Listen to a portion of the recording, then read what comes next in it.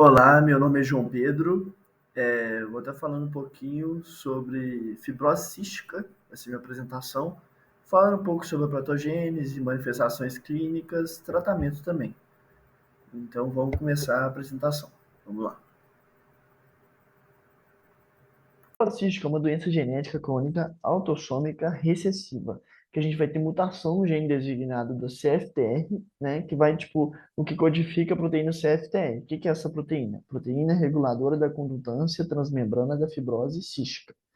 Então, esse gene é localizado ao longo, né, no braço longo do cromossomo 7, tá bom? A fibrose cística ela vai acometer principalmente o sistema respiratório e gastrointestinal, e é uma doença sinopulmonar crônica e explorativa, né, que é purulenta. Então a gente vai ter relação com o muco aí, tá? Viscosidade que a gente vai falar mais para frente. E vai ter uma, né, parte intestinal, a gente vai ter má absorção intestinal, por exemplo, desnutrição e outras manifestações clínicas que eu vou falar só mais para frente, nos outros slides. E elevada concentração de cloreto no suor, que a gente caracteriza o suor salgado, né? Que é bem característico da fibrose cística, tá bom? É isso. Vamos lá.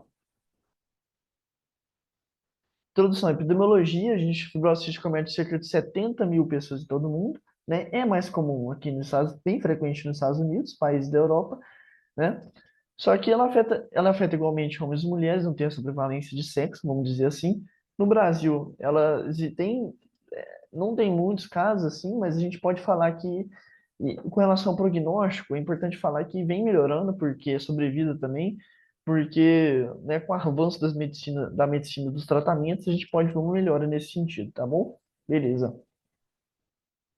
Aqui é um gráfico que a gente vê isso, idade predita, né, sobrevida aumentando com o passar do tempo, né, com o passar dos anos. E aqui a curva dos pacientes com fibrose cística, né, pediátricos, e aqui das pessoas que adquirem fibrose cística, que são os adultos.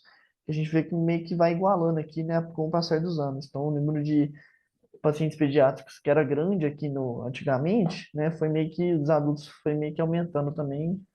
E é isso, essa curva eu queria demonstrar também esses aspectos, tá bom? Beleza. Que é as tendências em número, né? Isso, vamos lá. A proteína CFTR, ela é uma glicoproteína transportadora de membrana, acoplados no ATP, que vai localizar. Aqui a gente vai entender por que que ela comete de forma sistêmica.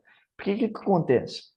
Ela vai se localizar na membrana apical de células epiteliais das vias aéreas, do intestino, dos tecidos reprodutivos e das glândulas exócrinas. Então, a gente vai ter, tipo, esse acometimento geral, vamos dizer assim, tá bom? Então, a forma de sistêmica, né, das manifestações clínicas. A proteína, ela vai regular o fluxo do íon cloro, né, mantendo o equilíbrio eletroquímico e também por ação de osmótica de água. Aí a gente vai entender a retenção de água e sódio no próximo slide, tá bom? As classes de mutações, a gente fala das mutações que teve na proteína, né, no gene, para ter doenças. Mutações um, 2 e 3 são mais graves e geram uma manifestação clínica mais grave. E as 4, 5, 6 é mais branda. As manifestações clínicas são mais brandas. Então tem esses tipos de mutação que a gente tem nessa tabela aqui. Mutação do tipo um, 2, 3, 4, 5 e 6. Tá bom? Beleza. Aqui, a mutação do CFTR, o íon, claro, né? Ele não tem a capacidade para deixar a célula de forma apropriada. Nisso, a gente vai ter grande reabsorção de sódio e de água, vai ter uma desidratação de secreções mucosas. Então, a gente vai ter um aumento da viscosidade e obstrução dos ductos, com reação inflamatória, né? Então, aí a gente tem uma doença sistêmica, porque é, né, no corpo como um todo. A gente vai ter no trato respiratório, gastrointestinal, no geral. Aí afeta especialmente pulmões, pâncreas, o gastrointestinal, justamente pelo esse aumento da viscosidade do muco, né? Então, esse quadro aqui, o estágio para colonização bacteriana. Então, a gente tem muito caso, por exemplo, de infecção. Vamos falar do pulmão, por exemplo. Infecção pulmonar, pessoa que tem fibrose cística. Geralmente tem muito caso disso, né? Por causa desse princípio aqui. Abre muita porta para colonização de agentes infecciosos, tá bom? Beleza, vamos lá. No diagnóstico, a gente tem o teste do pezinho, por exemplo, que é uma fibrose cística, um dos 6, né, problemas de saúde detectados por esse teste, e ele é dado gratuitamente no SUS, detectando a doença de forma precoce. A gente tem o teste SOR, lembra que eu falei do SOR salgado? Então, que aí vai medir a concentração de NA e cloro, né, no SOR do paciente, sendo, né, de cloreto, sendo a dosagem de cloro a mais precisa. E vale falar que, tipo assim, a gente tem muitos casos também de busca por mutações que são mais frequentes, né? A parte de genética ali, então vai identificar também, é importante falar disso. E tem a dosagem de tripsina, mas também esse teste não é considerado ele é considerado de baixa sensibilidade e especificidade. A gente não foca muito nele, não. Vamos focar mais nesses aqui, tá bom? Beleza. E a morfologia, quis destacar aqui, eu vou dar um zoom na imagem. Não, acho que dá certo. Tá. Aqui a gente no pulmão, a gente pode perceber uma bronquiectasia localizada, né, típico hidrocístide fibrocística, e aqui a microscopia.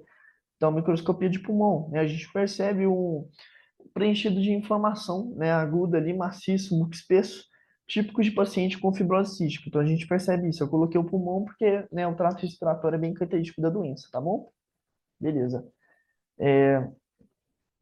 Tá. Então, justamente tem essa parte de bronquiectasia, né, bem característico da fibrose, né, filtrado inflamatório, como a gente pode ver na imagem de microscopia também, tá bom? Beleza. E eu coloquei também o pâncreas, né, que o pâncreas, a macroscopia vai apresentar é, o pâncreas mais mucoide, né, ele geralmente menor do que o normal, típico de pacientes com fibrose cística, a gente pode perceber aqui o pâncreas, né, o aspecto dele, e aqui a microscopia dele, né, que a gente percebe os ductos pancreáticos mais dilatados, vamos dizer assim, e preenchidos com uma secreção supurativa, purulenta, né, associados com a fibrose, né.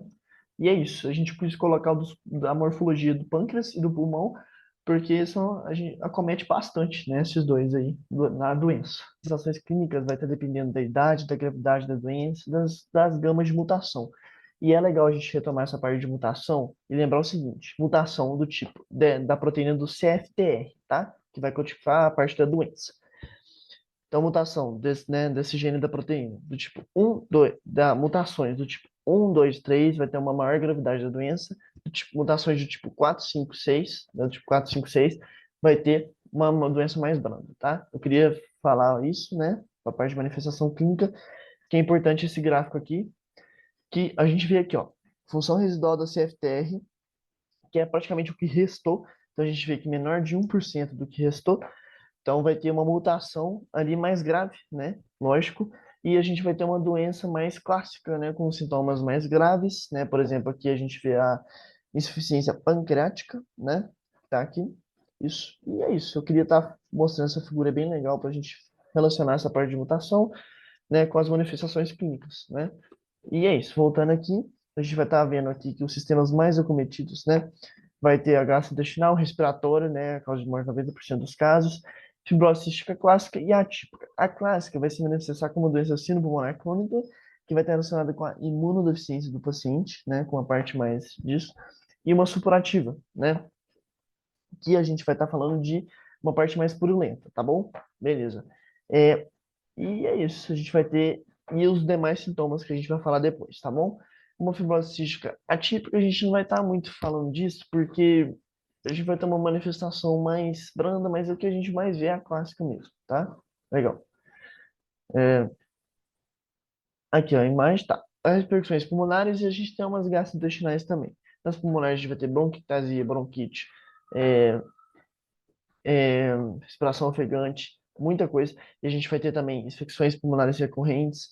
Então, a pulmonar é bem que insuficiência respiratória, bronquiectasia, bronquite, é, tudo, tosse, respiração ofegante, muita coisa. Nas repercussões gastrointestinais, a parte pancreática, a gente pode ter uma insuficiência de pâncreas, a gente pode ter pancreatites recorrentes, a gente pode ter diminuição de enzimas digestivas, né?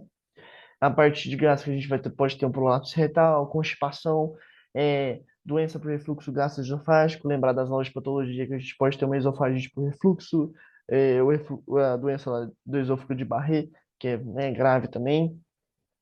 E é isso. Então a gente pode ressaltar essas manifestações que são características da doença, tá bom? Então a gente pode ver que é forma sistêmica mesmo que a doença comete, tá? A gente tem algumas complicações comuns, diabetes, hemoptise, osteoporose, insuficiência respiratória, insuficiência cardíaca, pneumotórax. A gente tem a parte da a diabetes muito característica diante da longevidade da doença, né, que a gente pode ver aqui, ó, que a pessoa vai, né, evoluindo aqui, ó, parece que vai, né, tendo uma complicação mais comum da diabetes aqui, né, jovens adultos também aqui, né. Então a gente vai ter o metabolismo da glicose vai estar afetado, né, por causa do clearance da insulina, a gente vai ter a insuficiência pancreática vai contribuir para isso também, né? E a hepática também, a gente vai ter parte de nutrição, então a diabetes vai estar mais acentuada ali, pode acentuar. A hemoptise, de forma mais recorrente, vai estar relacionada com a parte mais grave da doença, tá bom? A insuficiência respiratória, que é bem característico, né, de diminuição de expansibilidade, né, a bronquiectasia, bronquite, tudo, infecções pulmonares. A osteoporose, muito característica diante da parte da falta de vitamina D e K, da desnutrição, isso vai estar muito problema ósseo, né? E a depressão, muito característica da parte de jovens adultos, né, a parte da adolescência, que a pessoa é uma doença debilitante, né, querendo ou não, tratamento, né? Então, tipo assim, afeta muito o sistema como um todo, então a pessoa fica, né, a saúde mental também é prejudicada. A gente pode ver também nesse gráfico aqui, tá bom? Tratamentos, a gente pode relacionar um antibiótico, os antibióticos para as infecções, os broncodilatadores, né, normalmente beta-agonistas de ações prolongadas, os mucolíticos, o transplante pulmonar, tratamento nutricional, principalmente parte de nutrição, diabetes, então tem muita coisa relacionada a isso. O transplante pulmonar, eu queria falar que a gente geralmente analisa, né, a fase final né, da doença, o volume expiratório forçado, né, primeiro ou segundo, que é o VEF, né, VF1, que a gente menor de 30% ou igual, né, do normal. Só que a gente não vai estar relacionando muito isso, porque a gente tem que ver isso, lógico, mas também tem que ver o quadro da pessoa, como que ela está, se está tendo hemoptise recorrente. Então a gente tem que fazer uma análise crítica para chegar ao consenso lá do transplante pulmonar, tá? Não é um negócio, eu vou ver o VF1 e... Não, tem que ver mais coisas, tá bom? É importante. Muito obrigado. Essas são as referências utilizadas e espero que vocês tenham gostado. É isso.